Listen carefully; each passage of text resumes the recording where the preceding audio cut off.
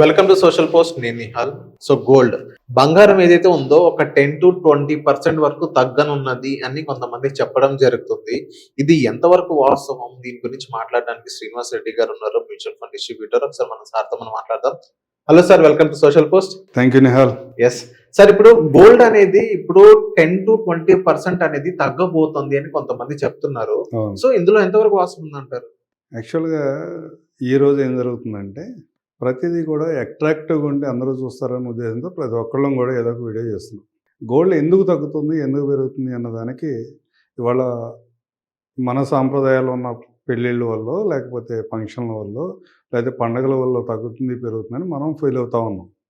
కానీ entire system అంతా గోల్డ్లో బయ్యింగ్ సెల్లింగ్ అంతా కూడా ఇంటర్నేషనల్ మార్కెట్లో జరిగే పరిణామాల మీద మాత్రమే ఆధారపడి ఉంటుంది. ఇవాళ లాస్ట్ 1 yearగా 50% దగ్గరగా గోల్డ్ రిటర్న్స్ పెరిగినాయి. వచ్చిన తర్వాత కూడా ఎందుకు పెరుగుతుంది అని ఒక కాదని కనుక మనం అనలైజ్ చేస్తే, ఇంతకుముందు మనం ఫారెన్ రిజర్వ్స్లో మనం డాలర్స్ని ఎక్కువగా అక్యుములేట్ చేసేవాళ్ళం ఫారెన్ రిజర్వ్స్ కోసం. ఇప్పుడు ఉన్న గవర్నమెంట్స్ అంటే పూర్తిగా డాలర్ని ఆపేశారని మేము చెప్పం, కానీ కొంత డాలర్స్ని అక్యుములేట్ చేయడం, కొంత పర్సెంట్ తగ్గించుకుని కొన్ని సెంట్రల్ బ్యాంక్స్ పర్టికులర్గా రష్యా కానీ, చైనా కానీ, ఇండియా కానీ కొన్ని చిన్న చిన్న దేశాలు కూడా గోల్డ్ రిజర్వ్స్ని వాళ్ళ ఫారెన్ రిజర్వ్స్ కోసమని, వాళ్ళ రూపీని, వాళ్ళ కరెన్సీని స్ట్రెంథన్ చేయడం కోసమని బై చేసుకుంటూ వెళుతున్నారు. ఈ బై చేసుకుంటూ వెళ్ళినంత కాలం కూడా మీ గోల్డ్లో మనం అక్యుములేషన్ చూస్తాము. ఇంకా అంటే రేట్ ఇంక్రీజ్ అనేది చూస్తాం డెఫినెట్గా. ఏ పర్సంటేజ్లో చూస్తాము ఏంటి అన్నది ఇవాళ ఫ్యూచర్ గురించి ఎవరు మాట్లాడినా, రేపు ఏం జరుగుతుంది అన్నది ఎవరు మాట్లాడుకున్నా కానీ ప్రతి ఒక్కరు కూడా వాళ్ళకున్న అవగాహన బట్టి, వాళ్ళకున్న అంచనాలను బట్టి మాట్లాడతారు. అది నిజం కావచ్చు, నిజం కాకపోవచ్చు కూడా చాలా సందర్భాల్లో.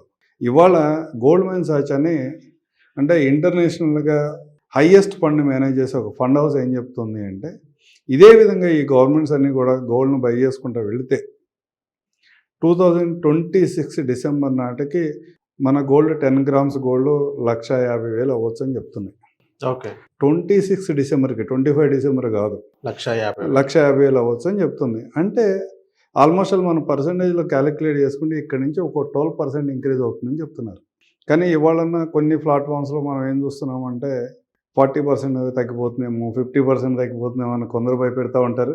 కొందరు ఇంకో సైడ్ పాజిటివ్ సైడ్ వచ్చేసి నెక్స్ట్ మంత్కే 1,50,000 అయిపోతుంది 10 grams గోల్డ్ అని ఇంకోళ్ళు చెప్తా అంటే కొంతమంది ఏమని అనుకుంటారంటే, మీరు ఒక ఎగ్జాంపుల్ గుర్తుంది, కొంతమంది గోల్డ్ అనేది ఒక నెక్స్ట్ ఒక 6 months లో తగ్గబోతుంది, అప్పుడు మనం తగ్గినప్పుడు మనం అందులో ఇన్వెస్ట్ చేసుకోవచ్చు, బంగారం షాప్కి వెళ్ళి బంగారం కొనుక్కోవచ్చు అని అనుకుంటున్నారు. వాళ్ళ థాట్ అనేది కరెక్ట్ అని అంటారా? యాక్చువల్గా వాళ్ళు ఏదైతే అనుకుంటున్నారో అది వాస్తవంగా కరెక్ట్.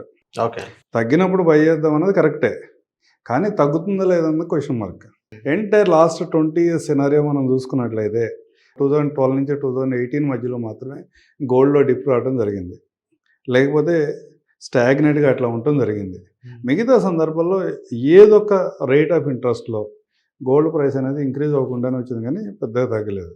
ఇవాళ మనం సోకాళ్ళకు 30%, 40% పడిపోతుంది, గోల్డ్లో డిప్ వస్తుంది, మనం ఆ రోజు బై చేద్దాంలే అనుకున్నది అంత డిప్ అయితే రావడానికి అవకాశం లేదు. ఈవెన్ ఏదైనా సెంట్రల్ బ్యాంక్స్ కొంచెం వాళ్ళ బయ్యింగ్ స్ట్రాటజీని కొంచెం తగ్గించుకున్నా, లేదంటే ఆల్రెడీ అక్యుములేట్ చేసిన కొన్ని కంట్రీస్ గోల్డ్లో రేట్ని స్టెబిలైజ్ చేద్దామని చెప్పి వాళ్ళు సెల్ చేయడం మొదలుపెట్టినా కానీ గోల్డ్లో ఇప్పుడున్న ప్రైసా లేకపోతే ఒక 5% వరకు, 10% వరకు ఏమైనా డిప్ రావడానికి అవకాశం ఉంటుందేమో, కానీ మనం అనుకునే 20%, 30% డిప్ రావడానికి అయితే గోల్డ్లో 80% అవకాశం ఉంది. కేవలం 5-10% మాత్రమే వస్తుంది అంటున్నారు మీరు? రావడానికి అవకాశం ఉందనే చెప్తున్నా, వస్తుందని కూడా మనం చెప్పలేము ఈ రోజున్న పరిస్థితి. ఈవెన్ 20% కూడా అంత డిఫరెన్స్ కూడా ఉండదా సార్? అంత డిఫరెన్స్ కూడా ఉండదండి. ఎందుకంటే ఒక పక్కన గోల్డ్ ప్రైస్ అనేది డాలర్తో కోరిలేషన్ ఉంటుంది, ఒక పక్కన రూపీ వీకెన్ అవుతుంది, ఒక పక్కన మనం చూస్తూనే ఉన్నాం రూపీ వీకెన్ అవుతుందంటే డాలర్ వాల్యూ పెరుగుతుంది కదా. గోల్డ్ మొత్తం బిజినెస్ అంతా కూడా డాలర్ టర్మ్స్లో జరుగుతుంది. డాలర్ టర్మ్స్లో జరుగుతున్నప్పుడు ఇంటర్నేషనల్ మార్కెట్లో గోల్డ్ ప్రైస్ పెరుగుతూనే ఉంది. మన రూపీతో యావరేజ్ కంపేర్ చేసుకున్నప్పుడు ఇన్ కేస్ ఏదైనా 1-2% అక్కడ మనకి అడ్వాంటేజ్ వస్తే కూడా రూపీ వీకెన్ అవటం వల్ల కూడా మనకి ఆ బెనిఫిట్ అనేది మనం రాకుండా పోతుంది. అందువల్ల మేము చూసిన రిపోర్ట్స్ ప్రకారం కానీ, మా సర్కిల్స్లో, మా ఫెటర్నిటీలో వాళ్ళు మాట్లాడేదాని ప్రకారం కానీ గోల్డ్ ప్రైస్లో విపరీతమైన డిప్ అయితే రాదు. మనం అనుకునే విపరీతంగా ఫాలో అవుతుంది 20%, 30% అన్నది అయితే మేము ఎవరూ నమ్మట్లేదు. అట్లాగే 2 మంత్స్లో 3 మంత్స్లో 1,50,000 అయిపోయింది అన్న స్కోప్ కూడా చాలామందికి లేదు. ఓకే. అంటే ఇవాళ ఉన్న అంటే ఇంటర్నేషనల్గా పెద్ద ఫండ్ హౌసే వాళ్ళే ఆల్మోస్ట్ వరల్డ్లో నెంబర్ 1 అనుకునే ఫండ్ హౌస్ వాళ్ళు చెప్పే వాళ్ళ రిపోర్ట్స్ ప్రకారం చూస్తే కూడా 2026 డిసెంబర్కి 1,50,000 అవ్వచ్చు అని చెప్తున్నారు వాళ్ళు కూడా. అంటే more than 1 year. More than 1 year లేదు, వాళ్ళు కూడా ప్రొజెక్షన్. ఇప్పుడు ఎవరు ఏ రిపోర్ట్ చెప్పినా కానీ అదంతా ప్రొజెక్షనే. నెక్స్ట్ మళ్ళీ గ్లోబల్గా జరిగే ఈవెంట్స్ మీద ఆధారపడి ఉంటాయి ఇవన్నీ కూడా, థింగ్స్ అన్నీ కూడా. అలాంటప్పుడు ఒక్కోసారి ముందుకు జరగచ్చు, ఒకసారి వెనక్కి కూడా వెళ్ళొచ్చు. అంటే గోల్డ్లో విపరీతమైన డిప్ వస్తుంది, ఏమైనా భయపడేవాళ్ళు భయపడాల్సిన అవసరం లేదు. గోల్డ్లో ఏదో అద్భుతం ఇవాళే ఏదో జరిగిపోయింది, మళ్ళీ ఇప్పుడు ఆపర్చునిటీ పోతే కనుక మళ్ళీ రాదనుకునే వాళ్ళు కూడా అట్లాంటి పరిస్థితి ఏమి ఉండదు. ఒక ప్రైస్కి వెళ్ళిన తర్వాత నుంచి ఒక 2-3 సంవత్సరాలు స్టాగ్నేట్ అయిపోయింది అనుకోండి, మిగతా ఎసెట్ క్లాసెస్ యావరేజ్ రేటంతో దీన్ని యావరేజ్ రేటంతో పోల్చుకున్నప్పుడు కూడా సేమ్ ఉంటుంది. అంటే ఆపర్చునిటీ వెళ్ళిపోయిందని ఎవరు బాధపడాల్సిన అవసరం కూడా లేదని నేను చెప్తాను. ఓకే సార్, ఇప్పుడు గోల్డ్ అనేది ఇందాక మీకు చెప్పాను, ఒక 10% తగ్గినా కానీ గోల్డ్ మీద ఇన్వెస్ట్ చేయొచ్చు అని కొంతమంది వెయిట్ చేస్తున్నారని చెప్పాను. అవును. ఇన్వెస్ట్మెంట్ మాడ్యూల్లో కనుక మీరు చూసుకున్నట్లయితే కన్సంప్షన్ కోసం జ్యువెలరీ మీద గోల్డ్ అలా ఇన్వెస్ట్ చేయడం మంచిదంటారా, లేకపోతే డిజిటల్ గోల్డ్ మీద ఇన్వెస్ట్ చేయడం మంచిదంటారా? ఇన్వెస్ట్మెంట్ కోసమే అయితే కనుక మేము డిజిటల్ మోడ్కి వెళ్ళమని చెప్తాం. డిజిటల్ మోడ్కి వెళ్ళమని చెప్తాం. అంటే ఒక 1 lakh పెట్టి మీరు కనుక ఒక ఆర్నమెంట్ తీసుకుంటే, ఇన్వెస్ట్మెంట్ కోసం అని ఆర్నమెంట్ తీసుకుంటే మీ దగ్గర నుంచి ఆల్మోస్ట్ ఒక 25,000 రూపీస్ వ్యానిష్ అయిపోయినట్టే. ఓకే. వాళ్ళు జిఎస్టీ పే చేస్తున్నారు, తరుగుది మేకింగ్ ఛార్జెస్ అండ్ డిప్రిసియేషన్ తీసేస్తున్నారు, ఇవన్నీ ఒక 30,000 వెళ్ళిపోతాయి. అంటే మీరు 1 lakh ఇన్వెస్ట్మెంట్ చేసి ఒక గోల్డ్ ఆర్నమెంట్ తీసుకొస్తే మీ ఇన్వెస్ట్మెంట్ ఎక్కడి నుంచి పెరగాలి? 25% ఇవన్నీ పోతే కనుక 75,000 నుంచి స్టార్ట్ కావాలి. అదే మీరు డిజిటల్ గోల్డ్లో పెట్టుకుంటే మీకు జిఎస్టీలు ఏం లేవు, డైరెక్ట్గా మీరు ఏదైతే ఇన్వెస్ట్మెంట్ చేస్తున్నారో ఆ ఇన్వెస్ట్మెంట్ మొత్తం కూడా ఆల్మోస్ట్, అంటే ఏదైనా ఎక్స్పెన్స్ రేషియో కొంచెం పోయినా కానీ ఆల్మోస్ట్ 100% ఇన్వెస్ట్మెంట్ జరుగుతుంది, మీకు రిటర్న్స్ అనేవి ఎక్కువ ఉంటాయి.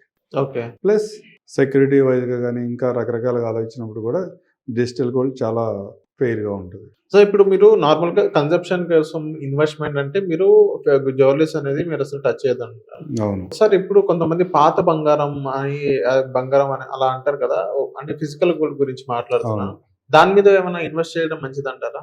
ఆర్నమెంట్ అయినా ఫిజికల్ గోల్డ్ అయినా సేమే కదా. అవును. పాత బంగారంలో ప్యూరిటీ అది క్వాలిటీ ఎక్కువ ఉండేది, అందులో ఇన్వెస్ట్ చేయొచ్చు. కొంతమంది అపోహ ఏ బంగారం అయినా నా కేడిఎం వచ్చిన తర్వాత అంతా సేమ్ అయింది కదా. ఇలాంటి అపోహతోనే ఎక్కడైనా నా దగ్గర మంచి ప్యూరిటీ బంగారం ఉంది, నేను తక్కువకి ఇస్తానని చెప్తే దాని క్వాలిటీ మీద మనము ఆలోచించుకోవాలి. ఓకే. ఇప్పుడు మార్కెట్లో అందరూ ఉంటారు, అన్నీ జరుగుతూ ఉన్నాయి వాళ్ళు ఉన్న మార్కెట్లో. దాంట్లో ఎందుకు లో ప్రైస్లో సెల్ చేస్తాడు? ప్యూరిటీ గోల్డ్ అతని దగ్గర ఉన్నప్పుడు ఎందుకు తక్కువ ప్రైస్లో సెల్ చేస్తాడు? జనరల్గా చేయాల్సిన అవసరం లేదు కదా. అలాంటి సందర్భంలో ఎవరైనా నాకు చాలా తక్కువ ప్రైస్కి వచ్చేస్తుంది మంచి గోల్డ్ అని కనుక వెళ్ళి అలాంటి వాటిలో ఇన్వెస్ట్మెంట్ చేస్తే వాళ్ళు మళ్ళీ ఏదో multi level marketing schemes, crypto స్కీమ్స్లో పెట్టినట్టు అయిపోతున్నాయో, కొంచెం జాగ్రత్తగా చేసుకోవాలని చెప్పి. అంటే దాంట్లో కూడా అందరూ అట్లా ఉంటారని చెప్పలేం, కానీ అర్థమైంది. రిస్క్ని ఎవాల్యుయేట్ చేసుకుంటే బాగుంటుంది అని చెప్పి. సార్, ఇప్పుడు జ్యువెలరీస్ అయితే మీరు వద్దు డిజిటల్కి వెళ్ళమని ఇన్వెస్ట్మెంట్ మాడ్యూల్ కాదు.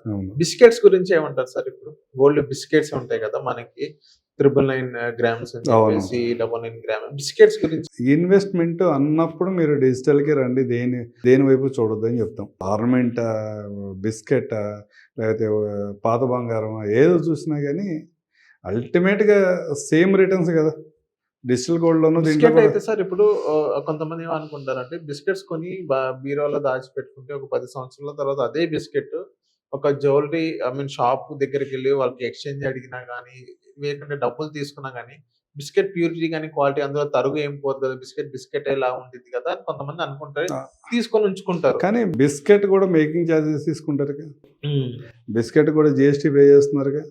ఏదో నేను క్యాష్లో ట్రాన్సాక్షన్ చేస్తుంటే అది వేరే, కానీ ఆ పార్ట్ ఎవరు ఇస్తారు? అవును. బిస్కెట్ కూడా మేకింగ్ ఛార్జెస్ ఉన్నాయి, దగ్గర నాకు తెలిసి 4% ఉన్నట్టుంది కాయిన్కి. జిఎస్టీ పే చేయాల్సింది 3% ఉన్నట్లుంది కదా. ఇప్పుడు జిఎస్టీ కూడా పే చేయాల్సింది, ఈ 7% ఎక్స్ట్రా పే చేయటమే కదా.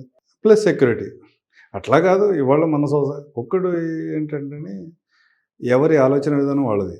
మనం ఎవరికి కూడా మీరు కరెక్ట్ కాదు, ఇది కరెక్ట్, ఇదే చేయండి అని చెప్పడానికి ఏం లేదు. వాళ్ళకి స్వతహాగా ఒక ఆలోచన ఉంటుంది. ఆలోచన ఇట్లా ఉంటే ఇట్లా ఉండొచ్చు అని చెప్తాం, కానీ నువ్వు ఇలా చేయి అని మనం అయితే చెప్పడానికి ఎవరు? అవును. కొంతమంది నా ఇంట్లో ఉంటే నాకు ఉంది అని ఫీల్ అయ్యి హ్యాపీగా ఉండేవాళ్ళు ఉంటారు. అది వాళ్ళ ఇష్టం. కానీ ఎవరైతే చిన్న వాళ్ళు అంటే గ్రోయింగ్ స్టేజ్లో ఉండి మినిమం శాలరీస్తో వాళ్ళ లైఫ్ లీడ్ చేసేవాళ్ళు ఇలాంటి ఇన్వెస్ట్మెంట్స్కి వెళ్ళి అన్నెసరీగా ఇన్వెస్ట్మెంట్ చేసుకోవద్దు. ఇలాంటి ఇన్వెస్ట్మెంట్ చేసుకుంటే లిక్విడ్ అసెట్స్లో కనుక ఇన్వెస్ట్మెంట్ చేసినా కొంచెం ఎక్కువ రిటర్న్స్ వస్తాయి, మీకు లిక్విడిటీ ఉండదని మాత్రమే చెప్పగలం. కానీ మీరు గోల్డ్లో బిస్కెట్ కొనవద్దు, బిస్కెట్ కొంటే ఏదో అయిపోయింది అంటే వీడియో అంటే లాస్ట్ అంటే మన సొసైటీలో అగ్రికల్చర్ ల్యాండ్, గోల్డ్, తర్వాత రియల్ ఎస్టేట్ ఇవన్నీ పార్ట్ ఆఫ్ లైఫ్ అయిపోయినాయి. అయిపోయిన తర్వాత స్ట్రైట్ అవే నువ్వు ఇది చేయకూడదని సలహా అయితే ఇవ్వకూడదని నా ఉద్దేశం. సో థ్యాంక్ యూ సార్, మా సోషల్ పోస్ట్ వచ్చింది. థ్యాంక్ యూ అండి.